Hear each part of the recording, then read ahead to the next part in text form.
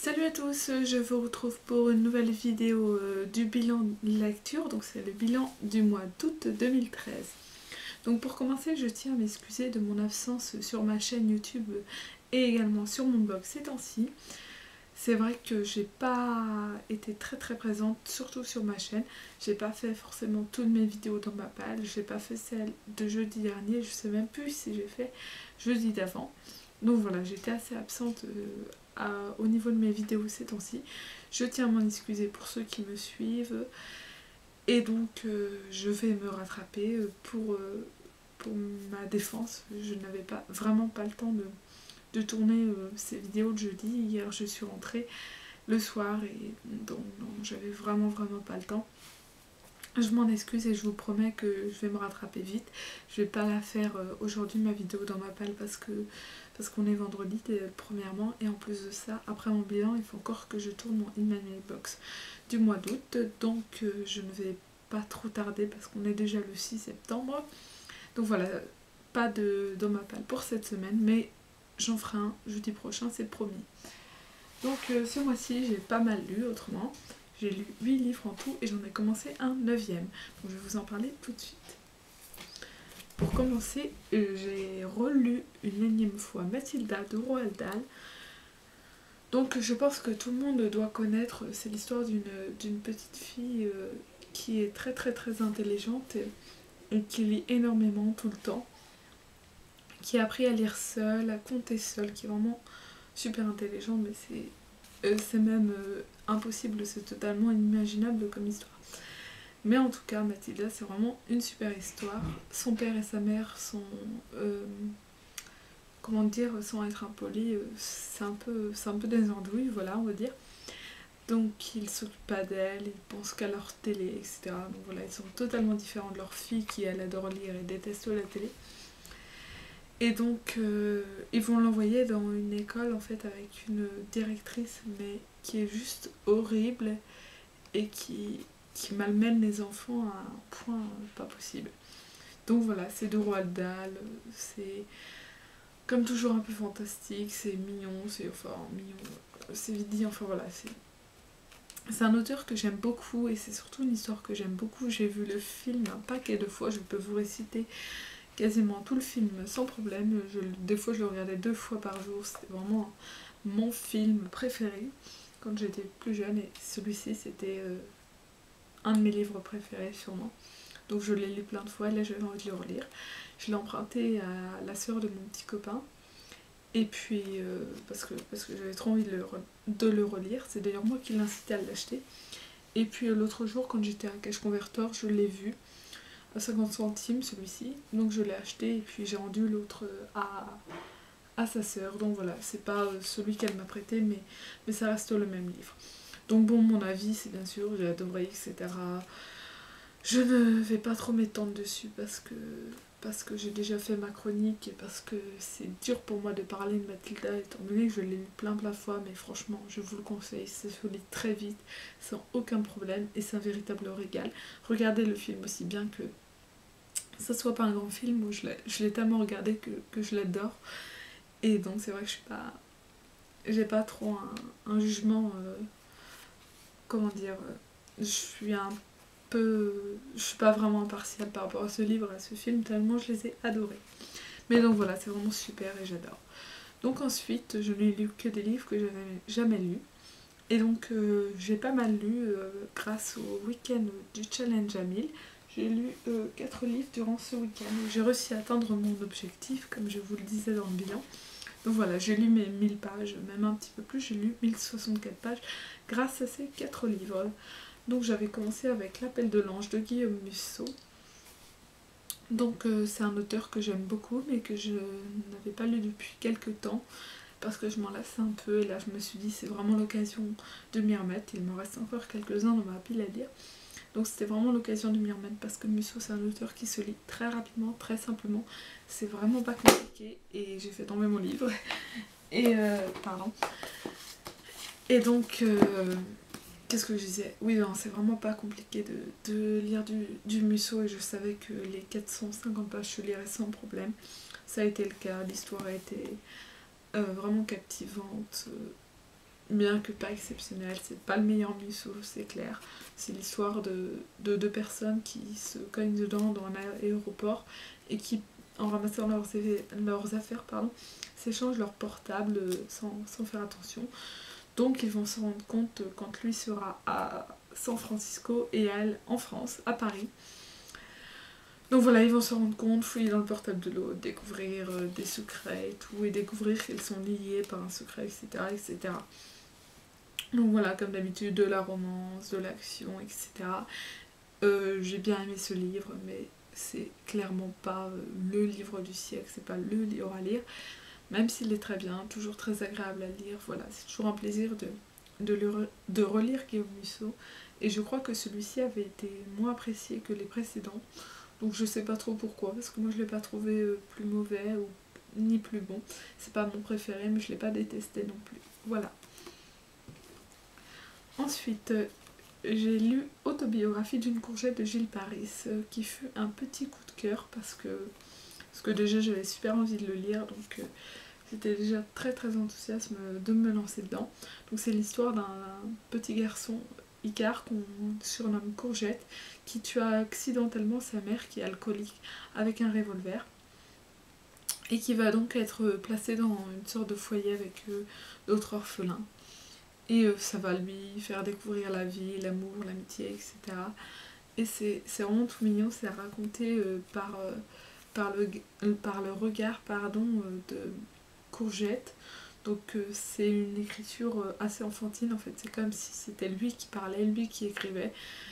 Donc c'est vrai que ça m'a un petit peu bloqué, surtout au début, parce qu'il y a beaucoup de répétitions avec les et. Vous savez, les enfants disent et il faisait ci et donc c'est vrai que ça m'a pas mal bloqué le style d'écriture, mais vraiment si vous le lisez, ne vous arrêtez pas trop là-dessus, parce que derrière ça c'est vraiment super bien amené, c'est vraiment super bien fait. J'ai adoré, ce fut un petit coup de cœur et je vous en ai un peu plus parlé dans ma chronique écrite, donc je vous invite à aller y jeter un coup d'œil si ça vous intéresse. Comme aux autres, je mettrai le lien en barre d'infos, faut pas que j'oublie. Donc voilà, ensuite j'ai lu Alice au Pays des Merveilles de Lewis Carroll, donc tout le monde connaît, je vais pas réciter. Donc là c'est pas la version intégrale en fait, il n'y a pas Alice à travers le miroir avec, c'est juste Alice au Pays des Merveilles.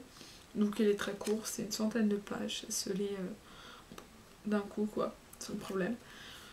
Donc voilà, je connais très très bien l'histoire d'Alice parce que j'ai vu le film avec Johnny Depp de Tim Burton. J'ai également vu un nombre incalculable de fois le dessin animé Disney, qui est un dessin animé que j'adore. Et donc voilà, je voulais absolument découvrir l'œuvre de Lewis Carroll parce que c'est quand même de là que ça part. Donc je me suis dit que c'était l'occasion de me lancer enfin dedans. Et c'est vrai que c'est tout aussi... C'est vraiment du gros n'importe quoi. Je peux pas dire que j'ai pas aimé, j'ai vraiment aimé, j'adore cette histoire. Mais qu'est-ce qu'il a fumé quoi, tout simplement. C'est un truc de dingue quoi, mais c'est vraiment génial. Et je vous conseille, ceux qui aiment Alice, franchement lisez-le. Et au final je trouve que le Disney respecte plutôt bien le livre. Mais le livre est plus, je sais pas, plus adulte, c'est sûr, plus glauque peut-être. Je sais pas comment... J'ai eu beaucoup de mal à écrire ma chronique, alors en parler en vidéo c'est encore plus dur pour moi, donc je vais pas m'étendre dessus parce que je vais me répéter et dire n'importe quoi.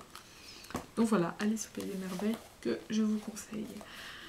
Ensuite, pour terminer le challenge, j'ai lu Le Bon Gros Géant de Roald Dahl, donc on retrouve 2 fois cet auteur ce mois-ci.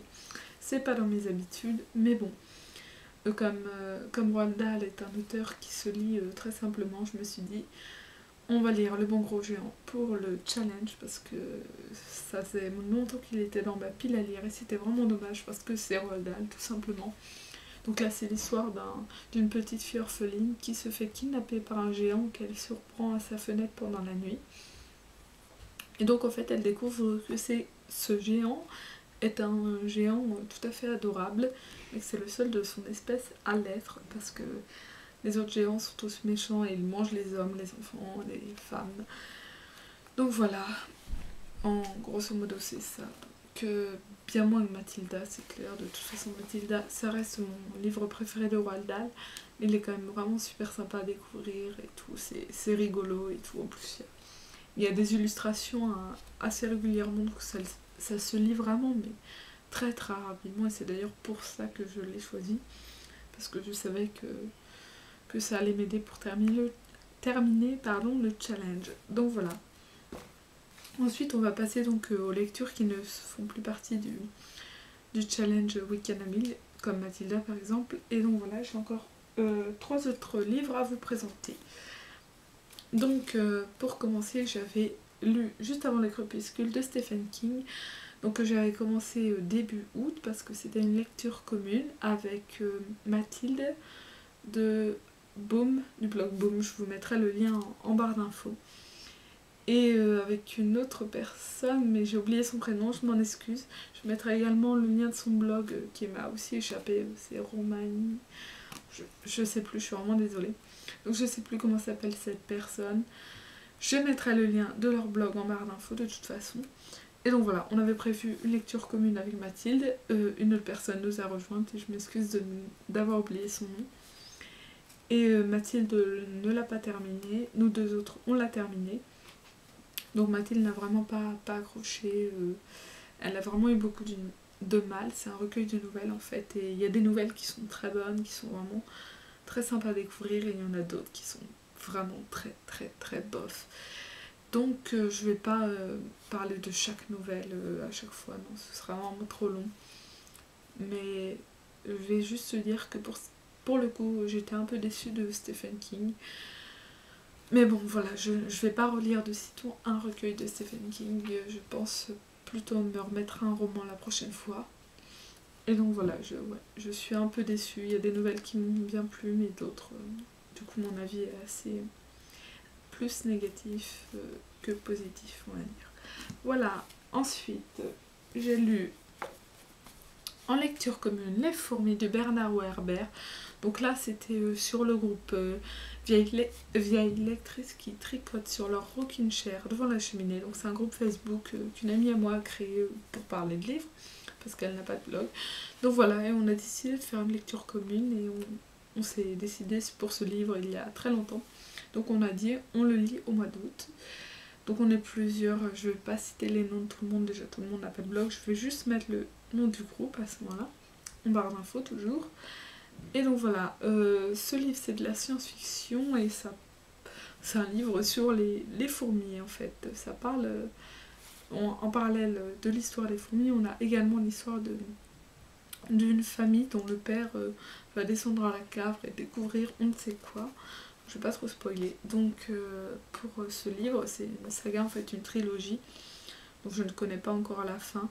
Et je dois dire que j'ai énormément de mal à accrocher, parce que les passages avec les fourmis au début ça allait, et à la fin j'avais beaucoup plus de mal à accrocher. Déjà elles n'avaient pas de nom, elles avaient des numéros, genre les numéros nan. Et là ça me perdait totalement, j'avais pas mal de mal à m'y repérer, même si c'était souvent les mêmes fourmis qu'on retrouvait, donc les mêmes numéros. Mais j'avais un peu de mal à m'y retrouver, à comprendre l'histoire et tout. Je comprenais tout simplement pas l'histoire en fait. Et donc arrivé à la moitié du livre, j'ai plus accroché, j'ai mis moins de temps à le terminer. Et donc voilà. Un avis pas mauvais, mais je ne dis pas ce livre est excellent, etc. J'ai tout de même envie, très envie même, de découvrir la suite, de découvrir le tome 2 que j'ai déjà et le tome 3. Donc je les lirai, ça c'est sûr. Parce que j'ai envie de connaître la fin de cette histoire, surtout que la fin nous laisse sur notre faim. Et puis pour finir, j'ai lu le premier tome de Les Misérables de Victor Hugo. Donc pourquoi le premier tome ? Parce que tout simplement c'est la version intégrale, mais en 4 tomes différents. Et pardon, ça me ratait. Et donc je pense que tout le monde connaît, je vais pas réciter l'histoire. Alors j'ai lu ce premier tome très rapidement, quelques jours, et j'étais surprise, je me suis dit ouais ça va être long, ça va être dur et tout, mais l'histoire m'intéressait vraiment, je me suis dit tant pis, ça prendra le temps que ça prendra, tu vas découvrir ce classique. Et au final, je suis vraiment surprise d'avoir lu ce premier tome aussi rapidement. J'ai tellement accroché à l'histoire, je ne pouvais plus m'en décrocher, c'est vraiment... je peux pas encore dire mon avis sur l'histoire parce que je l'ai pas terminé, je suis au 2e tome sur 4. Mais vraiment j'ai adoré, tout simplement, j'ai adoré ce premier tome et j'ai vraiment trop hâte de lire la suite. Donc là je mets un peu plus de temps avec le deuxième tome parce que j'ai pas forcément eu trop le temps de lire depuis. Mais ouais non, j'adore tout simplement, c'est vraiment génial et j'ai été super surprise. L'écriture de Victor Hugo est vraiment très simple. Même pour moi qui ne suis pas du tout habituée au classique, qui n'ai lu qu'un seul Victor Hugo, qui était Le Dernier jour d'un condamné, que j'avais également adoré, et qui fait que 100 pages. Donc non, franchement, si vous hésitez à vous lancer dans Les Misérables, il faut pas avoir trop peur, faut pas avoir peur de la taille du livre, parce que c'est vrai que l'intégrale fait un 1600, 200 pages, 2000 pages je veux dire, un truc comme ça sans doute. C'est vrai c'est assez énorme, c'est assez long, il y a beaucoup de détails, beaucoup de descriptions, mais ça en vaut vraiment la peine et je vous conseille franchement de vous lancer. Si ça vous fait peur, vous pouvez toujours tenter une version abrégée. Bon, j'en ai pas tenté parce que je voulais vraiment découvrir l'intégrale, c'était plus intéressant je trouvais. Mais si jamais vous voulez pas vous farcir les 2000 pages, vous pouvez toujours lire une version abrégée, je sais pas ce que ça peut donner. Ça peut être bien aussi. Et ça peut vous inciter à découvrir l'intégrale plus tard. Mais vraiment, je vous conseille vraiment de vous lancer dans ce livre. Il faut vraiment pas avoir peur de la taille du livre ou du fait que ce soit un classique, que ce soit compliqué, parce que c'est vraiment pas plus compliqué qu'un livre contemporain. Il faut vraiment pas se laisser impressionner par le style. Il y a juste les descriptions qui peuvent en déranger certains, mais moi ça ne pose pas de problème, ça me permet d'imaginer l'histoire. Et donc d'imaginer l'histoire, c'est quand même plutôt bien, parce que je n'ai pas vu le film, et la seule adaptation que j'ai vue, c'était quand j'étais toute petite. Je me rappelle, j'avais un VHS des Misérables, un dessin animé.